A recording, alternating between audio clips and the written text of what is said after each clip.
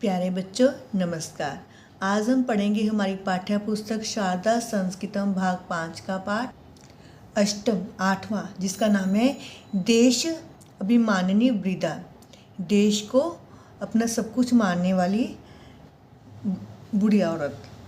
एक वृद्धा थी, एक बूढ़ी औरत थी। तस्या उसके चत्वारः चार पुत्र सन्ति हैं, उसके 4 पुत्र हैं। ते वे सर्वे सभी अपि भी शूरा शूरवीर सन्ति हैं, वे सब बहुत शूरवीर हैं। एक बार शत्रु ने देशस्य उस देश पर ऊपर आक्रमण कुर्वन्ति कर दिया। एक बार क्या हुआ, जिस देश में बूढ़ी रहती थी उस देश पर शत्रु ने आक्रमण कर दिया। तब सर्वे सभी ने सब अपने युवा पुत्रान, जो युवा पुत्र थे, नौजवान पुत्र थे, सेना में प्रवेश कर दिया। तो उस समय सभी ने अपने जवान पुत्रों को, नौजवान पुत्रों को सेना में भर्ती कर दिया। वृद्धा बुढ़िया अपि भी ज्येष्ठ बड़े पुत्र को रणरंगम युद्ध भूमि में प्रति प्रेषयति भेज देती है। तो बूढ़ी भी अपने सबसे बड़े पुत्र को युद्ध भूमि में भेज देती है। ज्येष्ठ पुत्र, उसके सबसे बड़े पुत्र, शौर्य वीरता के साथ युद्ध क्रोति करता है। उसका बड़ा पुत्र अपनी वीरता के साथ, पूरी वीरता के साथ युद्ध करता है। उसने बहुत शत्रु को मारता है, वह बहुत सारे शत्रुओं को मार देता है। अंत में वह वीरगति को प्राप्त हो जाता है। मीन्स उसकी मृत्यु हो जाती है, वीरगति को प्राप्त हो जाता है। शत्रु से लड़ते रहते युद्ध भूमि में शहीद हो जाता है। वृद्धा बुढ़िया द्वितीयम दूसरे पुत्र को रणरंगम युद्ध भूमि में प्रति प्रेषयति भेज देती है।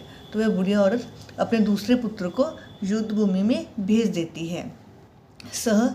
वह अपि भी शौर्य वीरता के साथ युद्ध कृत्वा करके अपने प्राणों को त्याग देता है।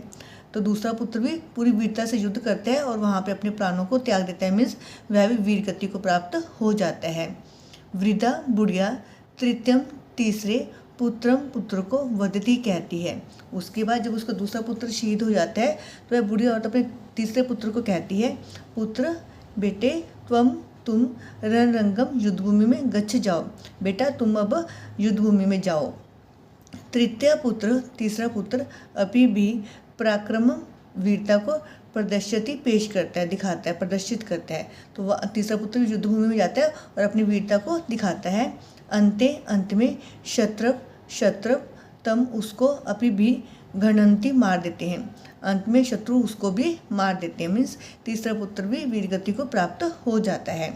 इदानीम इस पर वृद्धा बुढ़िया वदती कहती है, मैं चतुर्थम चौथे पुत्र को युद्ध में प्रति प्रेषयामी भेजूंगी। तो बूढ़ी औरत कहती है, मैं अब चौथे पुत्र को युद्ध भूमि में भेजूंगी।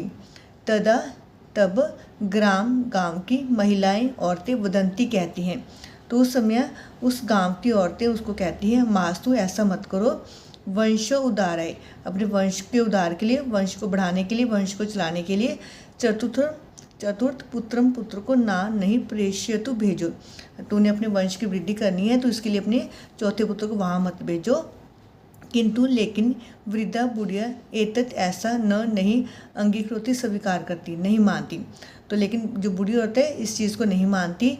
वह चतुर्थम चौथे पुत्र को अभी भी प्रेषयति भेज देती है। वह बुढ़िया उस गांव की औरतों की बात नहीं मानती। वो कहती है इस चौथे पुत्र को मत भेजो, तुम्हारा वंश खत्म हो जाएगा। लेकिन वह बुढ़िया औरत इस बात को नहीं मानती, अपने चौथे पुत्र को भी वहाँ पे भेज देती है।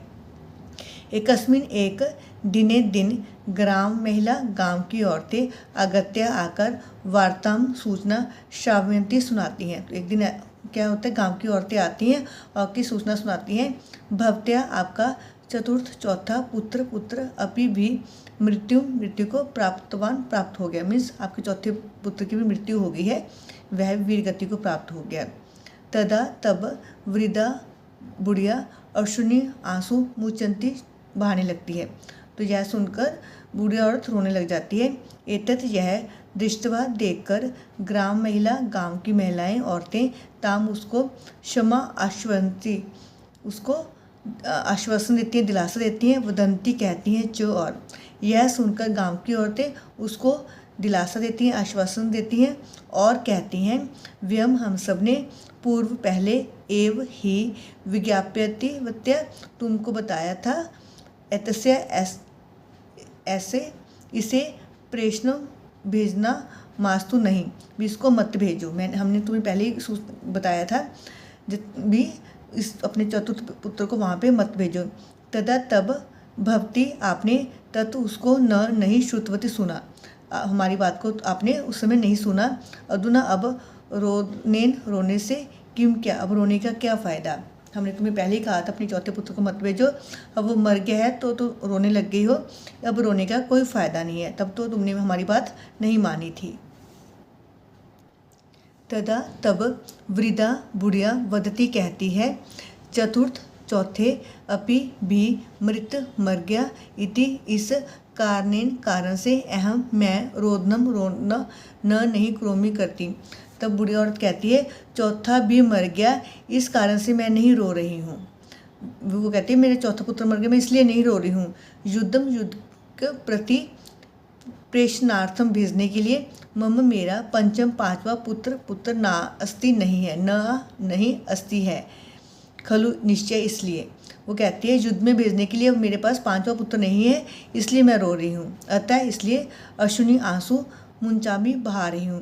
वो कह रही है मेरा चौथा पुत्र मर गया, मैं इसलिए नहीं रो रही हूँ, मैं तो इसलिए रो रही हूँ अब युद्ध में भेजने के लिए मेरे पास पांचवा पुत्र नहीं है। देश से देश की का क्या गति इसके, अब देश की क्या गति होगी मिस, इतनी मम चिंता, यह मेरी चिंता है, इसलिए मुझे रोना आ रहा है। तदा तब ग्राम महिला वदंती, तब गांव की औरतें कहती हैं, अस्माकम हमारे सैनिक शौर्यन शौर्यता से युद्ध कृतवान, हमारे सैनिकों ने पूरी वीरता से युद्ध किया। अतः इसलिए अस्माकम हमारा देश से देश की विजय अभवत हुई, इसलिए हमारे देश की विजय हुई, जीत हुई है। एतत् यह श्रुत्वा सुनकर वृद्धा बुढ़िया आनंद प्रकट करती है।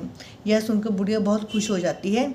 सभी ग्राम की महिलाएं हर्षम खुशी प्रकट करती हैं, तो गांव की दूसरी औरतें भी खुशी दर्शाती हैं।